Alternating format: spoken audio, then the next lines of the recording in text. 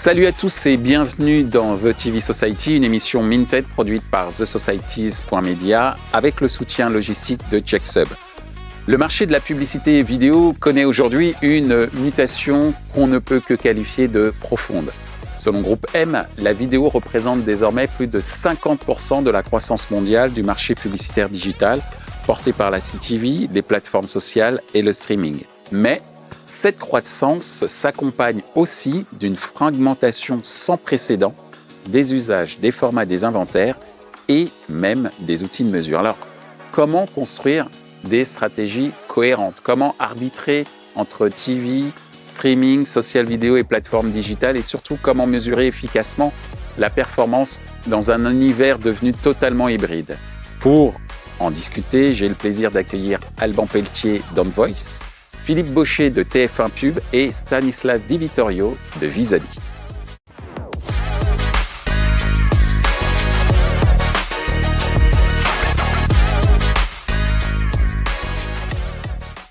Bonjour Alban. Bonjour Michel. Bonjour Philippe. Bonjour Michel. Et bonjour Stanislas.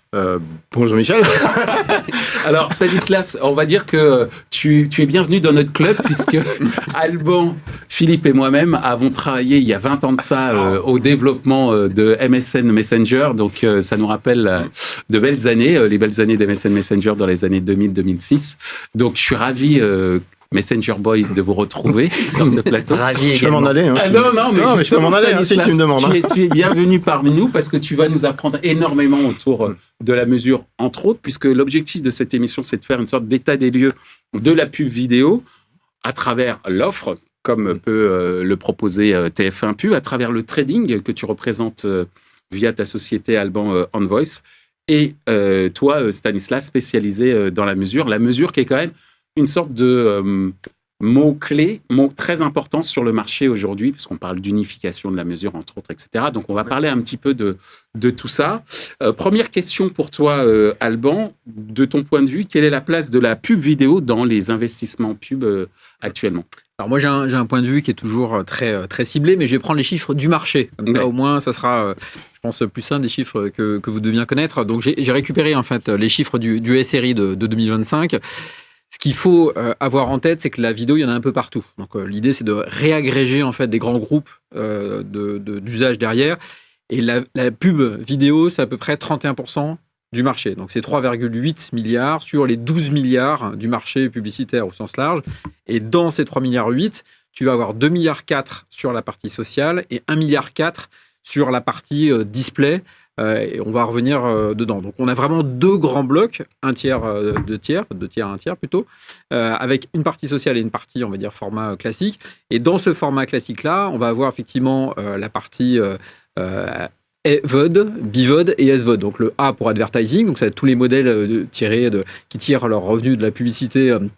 Donc, c'est YouTube, Dailymotion, etc., qui est un gros bloc. La partie BVOD, c'est les broadcasters, donc on en parlera certainement tout à l'heure. Donc, toutes les chaînes, exactement, les chaînes historiques qui vont avoir et de la vidéo et puis du replay, etc. Je pense que Philippe en parlera bien mieux que moi. Et la partie S, ce sont les petits nouveaux. S comme subscription. Et donc, on va retrouver les Netflix, les Amazon Prime, etc. Voilà, donc en gros, ce que l'on voit, c'est que le marché, clairement, de la vidéo est le marché le plus dynamique du marché publicitaire par rapport à tous les autres leviers. C'est plus 20% de croissance. Et que dans ce pôle de vidéo, ce qui va le plus vite aujourd'hui, c'est plutôt la SVOD, mais parce que c'est le petit nouveau. Ouais. C'est 90%, c'est du Netflix, etc. Il y a un effet nouveauté, je pense, qui intéresse tout le monde. Ça reste encore petit, mais effectivement, c'est un segment globalement qui est vraiment, vraiment en croissance. Merci Alban pour ces précisions. Alors justement, Philippe, on vient de le voir, il y a une offre, j'allais dire pléthorique en termes de vidéo, mais une énorme offre. Quand on est un média comme TF1, comment on fait pour se démarquer, pour être au cœur des plans médias des annonceurs? Parce que ça se bouscule au portillon quand même. Oui, alors là-dessus, la recette n'a pas changé. C'est-à-dire que première chose à avoir, c'est qu'il faut avoir des bons contenus. C'est la règle de base, il faut toujours commencer par là, il faut avoir des bons contenus et ensuite il faut réussir à les exposer sur tous les devices à un maximum de monde. Et c'est là où c'est facile à dire et ça s'est logiquement beaucoup complexifié avec une fragmentation des usages vidéo qu'on a abordés. Alors pour donner quelques chiffres, côté TF1+, on a atteint une forme de taille critique. On est au-delà des 40 millions de Français qui sont sur TF1+ tous les mois. Beau score. 43 millions le mois dernier. Donc voilà, c'est pour donner un peu des ordres de grandeur. Hein, c'est plus qu'Instagram et moins que YouTube. Pour donner un peu le curseur. Donc ça, c'est ce qu'on a fait jusqu'ici. Et l'étape d'après, puisqu'on va être en plein dans l'actualité, c'est notre partenariat avec Netflix. Puisqu'à partir de fin juin, vous trouverez tous les contenus de TF1+ disponibles sur Netflix, pubés par TF1.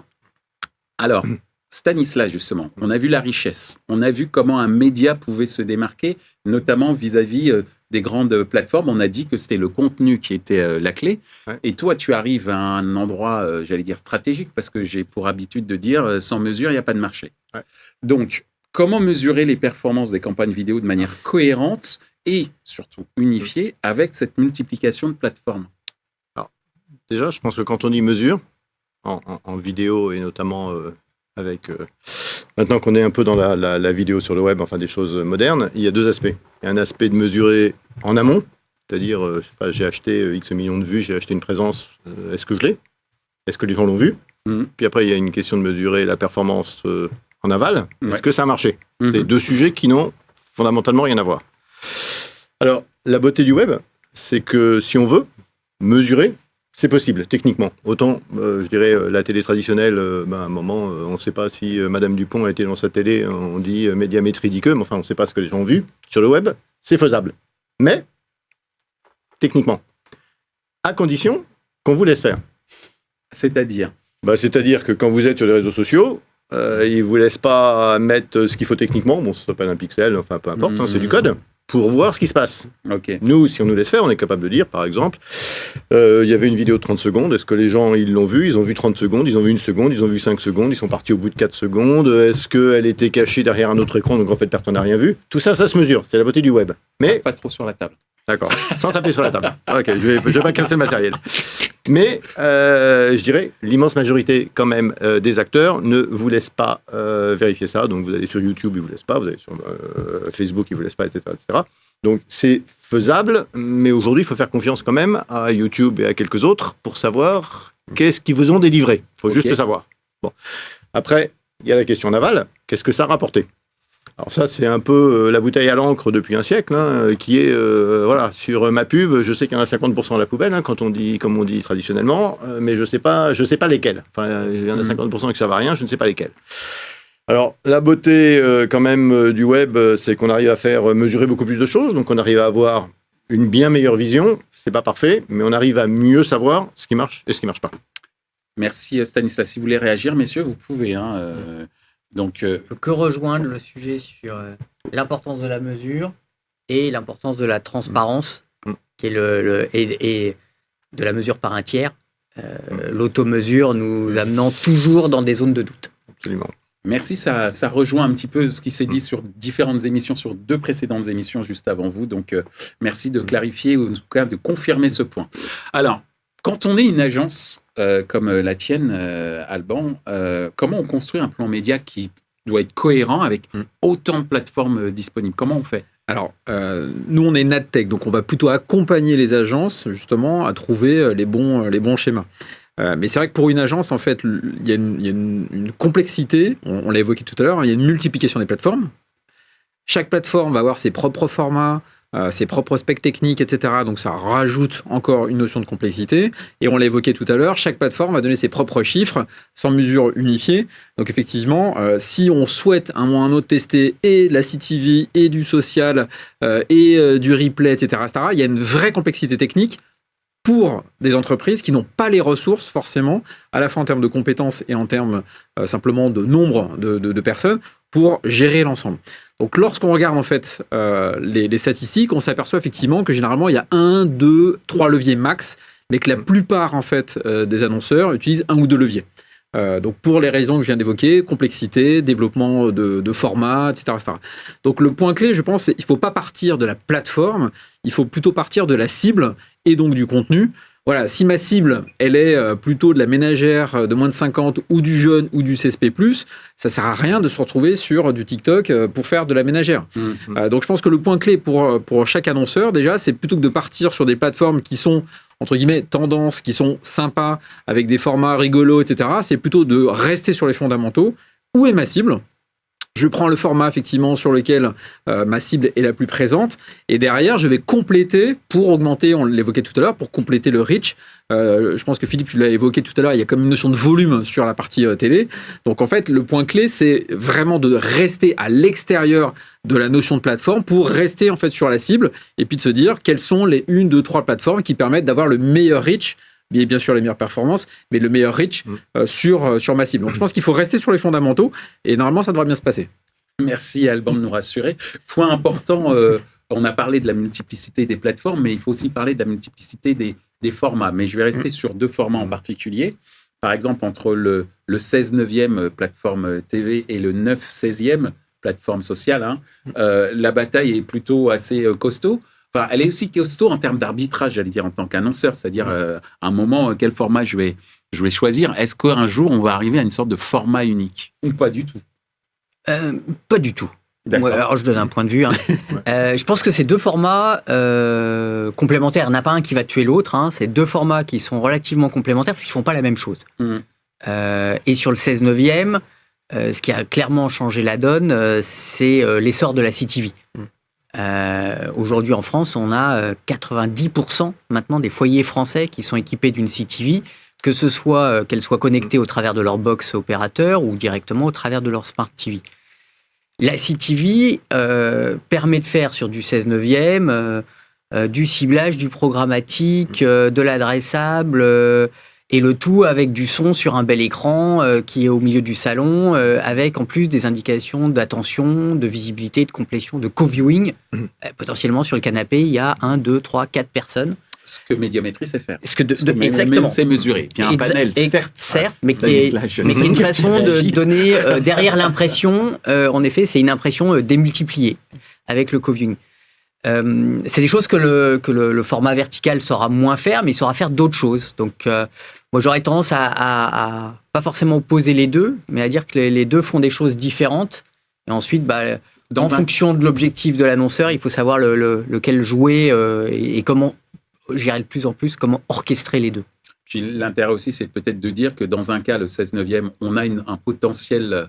une consommation collective potentielle, alors que sur le 9/16e, on est sur de la consommation individuelle. Exactement, parfois avec du son, tout le temps avec du son sur le 16/9e, pas toujours avec du son sur le 9/16e.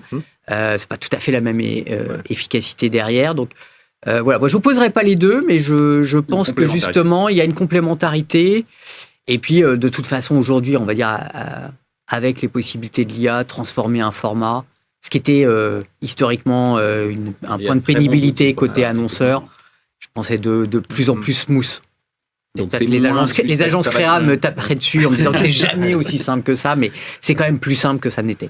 Merci pour cette précision. Stanislas, alors, quelle est l'importance, je reviens sur cette notion de mesure qui est importante pour toi, mais je voudrais parler d'indépendance, puisqu'on a évoqué justement le fait que un certain nombre de plateformes, pour ne pas les citer, YouTube, Meta, sont un peu jugées parties. C'est pas un peu complètement. Non, c'est complètement. Oui. Donc, quelle est l'importance d'avoir une mesure de la performance, selon toi, qui est indépendante des régies publicitaires ? Je pense que c'est important. Et de nouveau, je pense qu'il y a 2 aspects. Il y a, moi, j'ai acheté une campagne avec je ne sais pas combien de vues. Est-ce que je les ai eues ? La réalité, les rares fois où on a été capable de mesurer parce qu'on nous a laissé, c'est qu'on sait que globalement, il y en a, pour donner un chiffre au hasard, sur 100, il y en a 1 sur 2 qui a été vue. Pas parce que, je veux dire, c'est pas de la fraude. C'est juste que il y en a 1 sur 2, les gens ne sont pas allés au bout de 2 secondes, en fait, ils voulaient autre chose, ils ont arrêté, c'était sous une autre fenêtre, il y avait 40 fenêtres, elle était là dans un coin. Pour 1 milliard de raisons, en fait, c'est moins vu. Alors, ceci dit, pour tous les autres qui ne vous laissent pas faire, c'est probablement pareil, sauf que vous ne le savez pas. Alors, je ne sais pas si c'est réconfortant, mais vous ne le savez pas. Et ça, c'est le premier aspect. Bon. Mais ça, c'est une réalité. Je ne sais pas si elle est mieux ou moins bien que ça n'était dans la télé traditionnelle, mais enfin, la réalité, c'est vous achetez. Alors, il y a quand même un avantage, je dirais, dans les nouveaux formats. C'est qu'auparavant, vous aviez des campagnes lourdes, vous commettiez quand même pour des sommes importantes, puis votre campagne, elle durait 3 mois. Là, quand même, on est quand même sur des formats numériques où vous pouvez faire des choses beaucoup plus courtes, beaucoup moins coûteuses. Est-ce que ça marche pas? Si ça marche, je continue. Si ça marche pas, j'arrête. Donc, il y a quand même une flexibilité, je dirais une courbe de rappel de, si ça marche pas, OK, stop.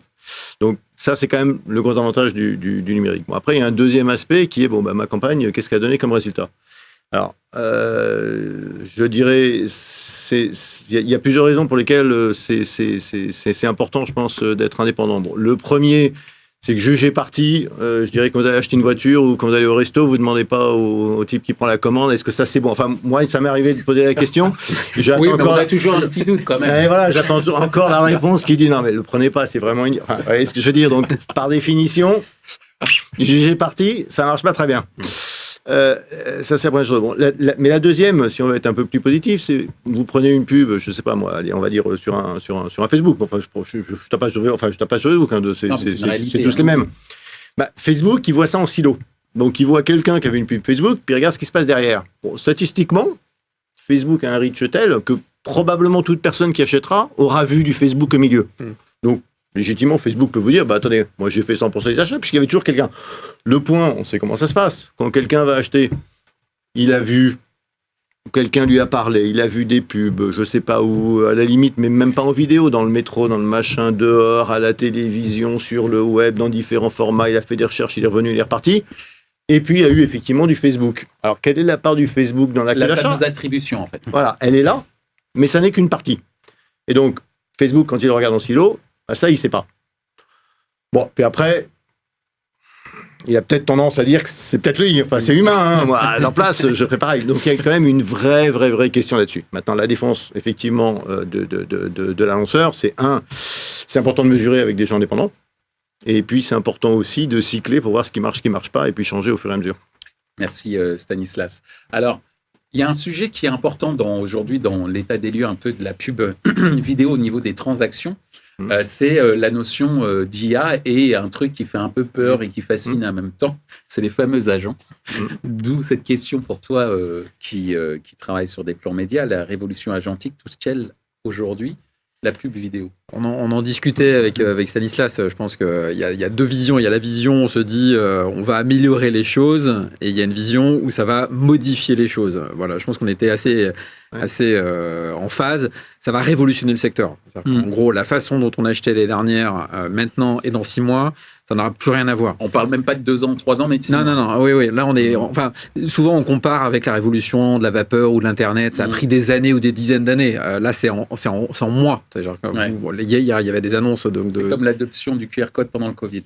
C'est peut-être par choix ou non choix, mais dans tous les cas, effectivement, c'est la même chose. On s'est retrouvé avec un masque aussi rapidement, on ne l'avait pas prévu. Et c'est vrai que avec plus d'impact. Avec plus d'impact, peut-être, voilà. Avec plus d'impact. Mais effectivement, là, il y a énormément d'annonces. Donc oui, ça va révolutionner complètement en fait la façon de gérer. Donc on a évoqué tout à l'heure la partie créativité. Voilà, je pense qu'effectivement toutes les agences aujourd'hui là sont vraiment en plein dedans. Ils ont bien compris effectivement que les cycles longs, la multiplication coûteuse, etc., ça c'est terminé et que du coup ça va aller beaucoup plus vite. Et en même temps sur la partie trading, effectivement on parlait tout à l'heure de silos, on parlait de prise de contact, de fichiers Excel. Enfin, c'est comme ça que ça se passe encore majoritairement aujourd'hui. Tout ça, ça va disparaître.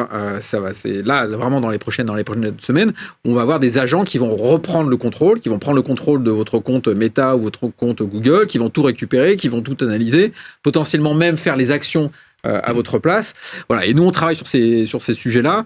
On lance Steleo là, dans quelques semaines, qui est un projet vraiment de plateforme agentique, où grosso modo, pour un annonceur, il va pouvoir gérer tout, l'analyse, la mise en place de campagne, l'activation de campagne. À la plateforme. Exactement. En fait, il aura une plateforme qui lui permettra de piloter l'ensemble de ses campagnes à travers en fait, des agents. Donc, c'est pas dans 2 ans. Nous, on le sort là dans quelques semaines. Il y aura certainement d'autres structures qui vont lancer ça. Mais Steleo, c'est vraiment la façon de réinventer le trading. Et donc, un trading qui sera IA. Le point clé, c'est la souveraineté. Si on parlait tout à l'heure de black box sur les plateformes, si on rajoute la black box, en fait, aussi des IA, on va avoir la double black box. Et donc ça, c'est un sujet où personne n'y pense aujourd'hui. On se dit, tiens, moi, je vais le faire directement avec Claude ou ChatGPT, et puis sans savoir ce qui se passe derrière. Le point clé, comme il y avait la souveraineté de la data, c'est maintenant la souveraineté du contrôle. Nous, c'est ce qu'on appelle le copilotage. Voilà, le mot contrôle, parce que Le point clé, c'est exactement ça. C'est-à-dire qu'aujourd'hui, en fait, on perd le contrôle avec les plateformes, Exact. on perd encore un peu plus le contrôle avec les IA agentiques, avec les MCP, tout ce qu'on dit. Ok, techniquement, il y a plein de tuyaux qui fonctionnent très bien. Le point clé, c'est la souveraineté, c'est le contrôle, c'est le copilotage. Voilà. Ouais. Et donc Ouais. ça va être un mot pour moi qui va être essentiel cette année. Il faut que les annonceurs, les médias, faut reprendre le contrôle et surtout pas le perdre à destination de nouvelles IA qui sont bien sûr black box. Sinon, c'est le syndrome HAL. Pour ceux qui ont vu 2001 Odyssée de l'espace, comprendront. Donc, juste pour info, HAL est un outil, un ordinateur dans un vaisseau spatial qui va tuer qui va prendre le contrôle du vaisseau spatial et va tuer tous les occupants du vaisseau. Donc, c'est ce qu'on ne vous espère. C'est ce qu'on Donc, on espère a pas fait le pour Covid, marché. on a fait HAL. Heureusement, il y a des- Voilà, c'est juste pour donner un peu de référence. Mais justement, sans doute, on va continuer sur cet aspect IA, mais il y a une question que j'aimerais comprendre. Est-ce que, ça viendra peut-être par l'IA, mais est-ce que la télé linéaire et la CTV vont se rapprocher pour les prochaines années pour ne faire qu'une? On parle de convergence. C'est un peu un mot qui existait déjà il y a 25 ans, mais qu'on reprend beaucoup là en ce moment pour dire CTV, télé linéaire, convergence. Est-ce que ça va exister ou pas? Oui, ça existe déjà. Je pense que la convergence télé-linéaire CTV, c'est déjà une réalité pour la plupart de nos acheteurs. Je vais vous donner quelques exemples concrets. Ouais, parce que autant la convergence est évidente d'un point de vue usage, d'un point de vue publicitaire, elle est en train vraiment d'arriver. Je vous donne 2-3 exemples concrets. Voilà, peut-être que vous êtes fan de rugby, mais si vous êtes fan de rugby, il y a une date que vous avez probablement cochée, le 4 juillet, il y a un France All Black. Et ce France All Black, il est sur TF1. Et comme je vous ai dit, le 4 juillet, TF1 sera également disponible sur Netflix, le live. Ok. Donc le 4 juillet, vous allumez Netflix, vous allez voir, tiens, il y a France All Black. Ok. Sur TF1. Et pour les annonceurs qui seront présents à la mi-temps, tout ça sera agrégé dans leur campagne télévisée. Donc est-ce que c'est de la télé linéaire, est-ce que c'est de la CTV? Franchement là, ça devient difficile, le curseur devient très difficile à positionner. Ça veut dire que TF1 va vendre à la fois ses assets et ceux de Netflix dans son environnement à l'intérieur de Netflix. Pour être bien précis, on ne vendra pas les programmes de Netflix. On est d'accord. On ne vend pas Emily in Paris ou les Bridgerton, mais ce qu'on vendra nous, c'est tous les contenus TF1 mais déployés sur la plateforme Netflix, y compris nos flux live. Donc ça y est, c'est parti. Je vous donne un autre exemple. Aujourd'hui, dans nos campagnes streaming, pratiquement toutes comprennent désormais une partie live adressable. Donc je m'explique, vous faites, j'ai un brief pour je veux diffuser 2 millions d'impressions sur des CSP+, sur Lyon et sa région. Cette campagne, elle va être diffusée aussi bien sur TF1+, sur le bon segment de data, la bonne zone, mais aussi sur mes chaînes en linéaire, par exemple LCI, où je vais aller remplacer des spots sur Lyon, où je vais le remplacer par le spot digital de mon annonceur. Vous regardez LCI en linéaire sur votre box et le spot va être remplacé pour diffuser en impression le spot de mon annonceur digital.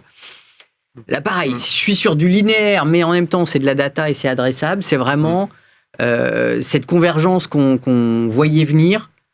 Là, c'est devenu une réalité. Et puis, tu l'évoquais, les agents vont encore accélérer cette partie-là.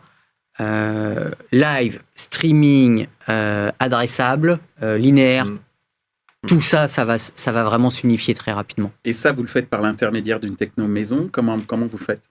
On le fait au travers de nos technologies d'ad serving, donc au travers de la techno Freewheel. Ensuite, on utilise notre socle data et de nos partenaires. Et l'objectif est d'unifier tout ça jusqu'à unifier notre offre publicitaire, comme je l'évoquais aussi demain sur Netflix. L'objectif, c'est que ça soit pour le client, et ce qui est simple, ce qui s'énonce simplement ne l'est jamais, c'est une seule commande, un seul bilan, un bilan unifié de reach dédupliqué, un seul CPM. Et c'est accessible aussi sur TF1 Ad Manager? Exactement, et accessible au travers de notre plateforme, et demain, au travers de nouvelles interfaces, disponibles en programmatique. Voilà, voilà, vraiment une seule commande, un seul bilan, unifier les offres. Pour répondre à ce qu'on donnait en intro, il y a une fragmentation. Si nous, on répond avec des silos à quelque chose qui est déjà fragmenté, avec des mini-silos à l'intérieur d'autres plus gros silos, on sera forcément perdant et on sera moins disant par rapport à nos annonceurs. Donc il faut qu'on soit le plus unifié possible pour être compétitif. Merci. Et simple à acheter. Il ne faut jamais oublier la simplicité d'achat. C'est pour ça que je faisais référence à TF1 Ad Manager qui a pour vocation à ouvrir l'accès à la télévision à l'ensemble des annonceurs, que ce soit une grande marque nationale ou, j'exagère à peine, un concessionnaire de région. Non, on a là en ce moment des campagnes sur des concessionnaires auto régionaux qui activent via TF1 Ad Manager spécifiquement de la vidéo, mais uniquement sur leur zone de chalandise. Merci Philippe. Stanislas, tu voulais rajouter quelque chose ? Ce qu'il faut quand même souligner, on n'en parle pas assez, parce que les gens, quand ils disent télévision, ils pensent à la télévision traditionnelle, mais si on parle de l'univers de la vidéo, c'est quand même un monde assez concentré. Ouais, cette notion de total vidéo. Non, mais c'est un monde quand même assez concentré. Et puis il y a quand même des acteurs, enfin bon, je veux dire, que ce soit les YouTube, les Facebook et autres, qui sont arrivés, qui ont pris quand même une part de marché, si on regarde le marché vidéo global, qui est quand même considérable. Donc en fait, on se retrouve quand même dans un monde avec quelques grands acteurs. Pour TF1. Je suis poli. Non, mais où il y a une réalité et qui en plus ont cette particularité de concentrer à la fois quand même une grosse partie de l'audience et des moyens technologiques, puisqu'on parlait d'IA, qui sont juste considérables. Enfin, en gros, la vision de Google, c'est vous me donnez votre budget, je fais tout pour vous. À la limite, je fais les créas, je les mets là où c'est le mieux pour vous et je vais même vous analyser le résultat à la fin. Bon, on revient, juge, partie. Mais quelque part, c'est un peu vers ça qu'ils veulent aller. C'est-à-dire, alors, dans le domaine, ça s'appelle Performance Max, enfin, qui est un des points de Google. C'est, vous me donnez votre budget, et puis je vais tout faire pour vous, parce que c'est plus simple, vous n'emmerdez pas. Et donc, de supprimer les agences, supprimer à peu près tous les intermédiaires, et puis Google, c'est du one-stop serving, si je puis dire, quasiment depuis la créa, jusqu'au résultat. Est-ce que c'est le monde dans lequel les annonceurs ont envie d'aller ? Je ne suis pas complètement sûr, mais l'avenir le dira. Alors justement, tu vas garder la main pour cette question, Stanislas. En matière de mesure, selon toi, c'est quoi l'approche technologique qui est pertinente pour un annonceur ? Je pense que la problématique de la mesure, si maintenant la mesure, c'est la mesure de la performance vraiment, c'est-à-dire est-ce que ça a marché, ça n'a pas marché. Le problème, c'est qu'on est dans un monde qui est extraordinairement compliqué. Il est compliqué parce qu'il y a un nombre de canaux pas possible, avec plein de paramètres. Il n'y a pas que de la vidéo non plus, il faut le dire.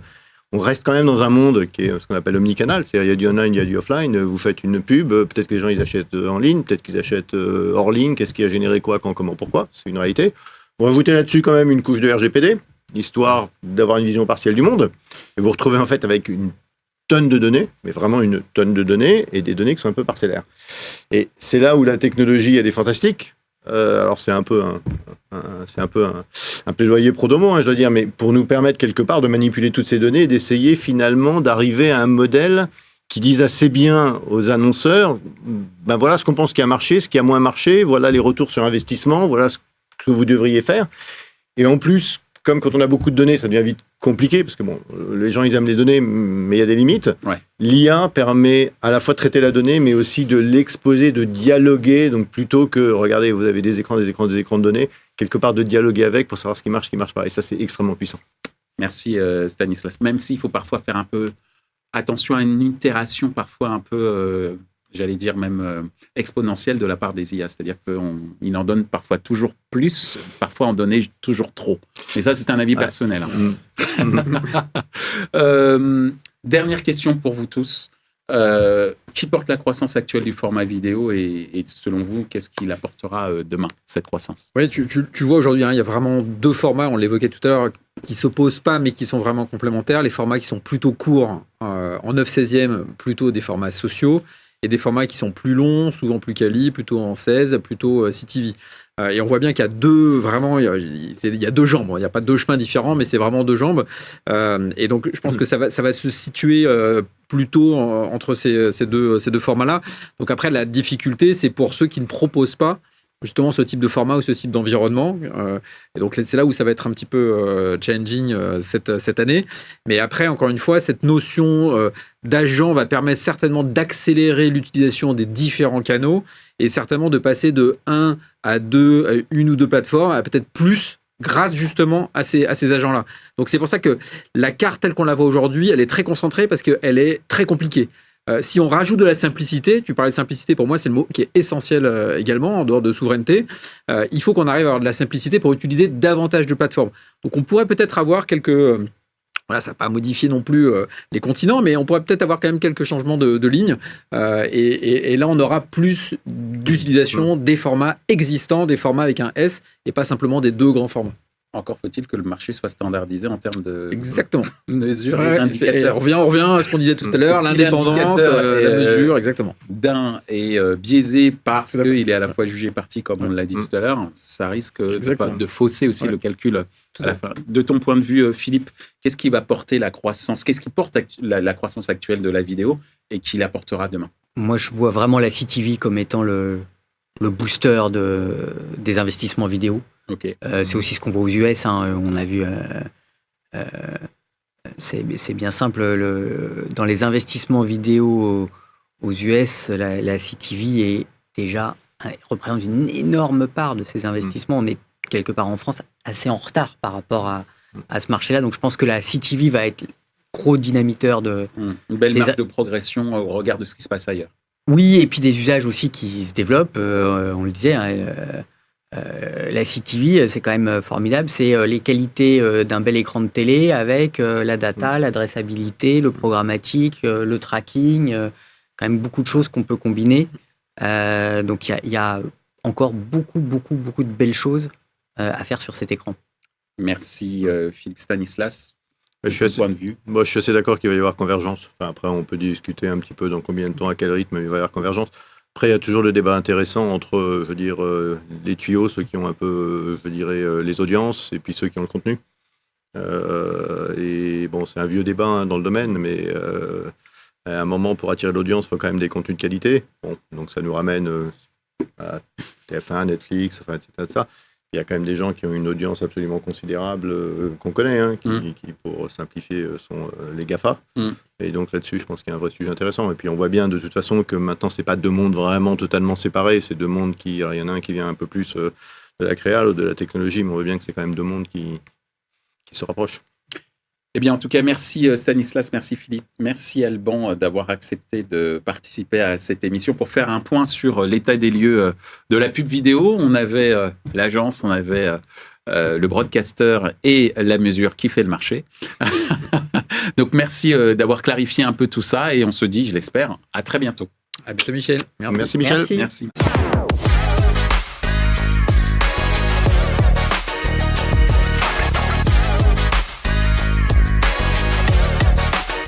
Voilà qui conclut cet état des lieux de la publicité vidéo, un marché en pleine accélération, on l'a vu, où les enjeux d'offres, de mesures et de trading deviennent plus stratégiques que jamais pour les marques, les agences et les médias. Merci à nos invités pour leurs analyses et leur vision du futur, de l'avenir du total vidéo. The TV Society est une émission de Minted produite par thesocieties.media avec le soutien logistique de CheckSub. Retrouvez cette émission en replay sur LinkedIn et en podcast sur nos plateformes habituelles, j'allais dire sur vos plateformes habituelles.